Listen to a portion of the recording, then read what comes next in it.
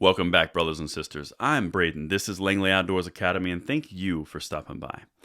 All right, guys, tonight we are going to make an announcement. Tomorrow we are going back to the video format. I have recovered a lot faster than I thought I was going to around my face surgery. So enough of that. We're going to go video tomorrow, and we've got a really good content that we're going to drop tomorrow evening for the 9 o'clock.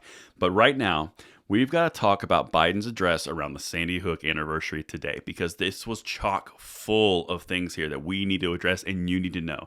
Spread this one out. It's linked in the description box below, and I want to hear from you guys in the comments on this one because there's so much why here that we need to look at, and I want you to focus while I'm reading these points. Who is he speaking to, and why is he speaking like this? Pick up the tone and check this out. Here we go.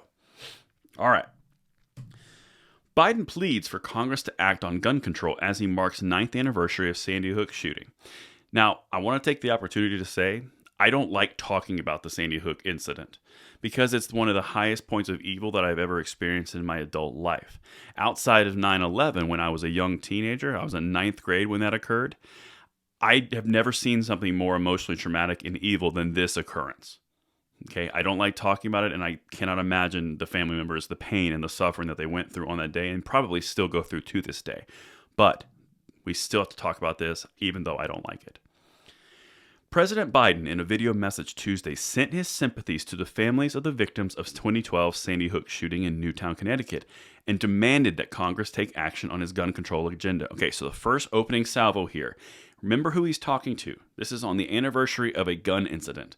Okay, he's talking to the victims and the gun control lobbyist and his far left base. That's all he's got left. Keep in mind, his poll numbers are at 31% approval rating. Okay, he demands that Congress take action. Okay, so he's trying to project strength.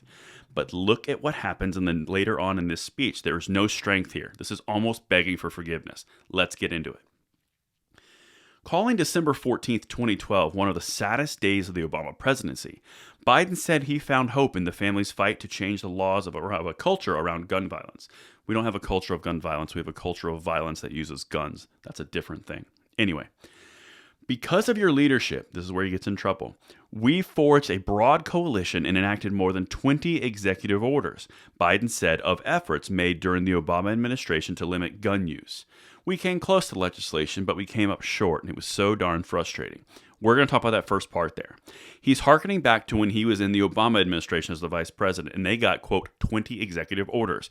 Incorrect, completely false. They did not get 20 executive orders. They got 20 executive actions. There is a difference between actions and orders. Orders become law and effectual. Actions are requests, and they basically say, hey, I'd love you to look at this, i.e., the ATF actions that Biden did earlier this year. Now, keep that in mind. There's a direct correlation to Biden and Obama here. This is staggering when you look at this, but let's keep going. While demanding action from Congress, Biden said there are 3 common sense bills to reduce gun violence that the Senate should pass now. See guys, look, they're sitting there. The only problem is this doesn't work because the Democrats control the House, the Senate, and the White House. It's not like he's making the Republicans out to be the bad people here. He's making the Democrats look inept. And that is one of the things that they can't really play that card. Let's keep going. He also highlighted his record as president of attempting to curb gun violence, including measures that would limit the proliferation of untraceable ghost guns. That's his ATF order that he did in April. Remember, he did 5 actions in April? Crack down on rogue dealers and promote safe firearm storage. Rogue dealers is when he set the Justice Department to blue gun control cities because there was too much gun violence. The ultimate irony. Yeah, and then they told him they didn't want him there. Yeah, remember all that? The president noted that his American Rescue Plan, the $1.9 trillion stimulus package Congress passed early this year, earmarked $470 billion for cities and states to reduce gun violence, among other things. He's making the case that he's trying.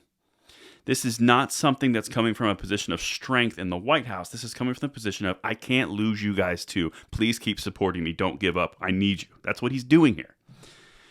In his video, Biden said he's calling for doubling funding to the gun violence prevention research and noted that his social spending bill also calls for a landmark $5 billion investment in community violence prevention and intervention programs. Now, don't be upset. I'm trying so hard. Here's what I've done in the past. Here's what I've done now. Here, let's have some more money. Do you guys see the whole theme of this? He's trying to maintain his gun control base because it's not working. And you know those executive actions that he was talking about? He called them orders. Well, here's Obama's, and you tell me if you see a direct correlation to Obama's actions and Biden's actions.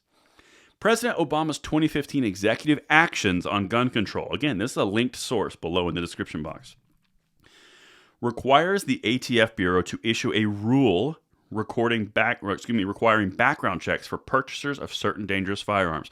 Requiring a rule. Does that sound familiar? Because that's what Biden did when he wanted to get the ghost guns, air quotes, ghost guns, off the streets by redefining a frame or a receiver. And you'll notice that that's not published yet because they can't do it legally because they're going to get sued. That's number one. Check out this next one. Proposes a $500 million investment to increase access to mental health care by increasing service capacity. Sound familiar? Okay, that's 2 of 2 that Biden's done that Obama did. Calls upon state attorneys general to focus resources on eliminating the most dangerous and impactful cases in illegal gun trafficking.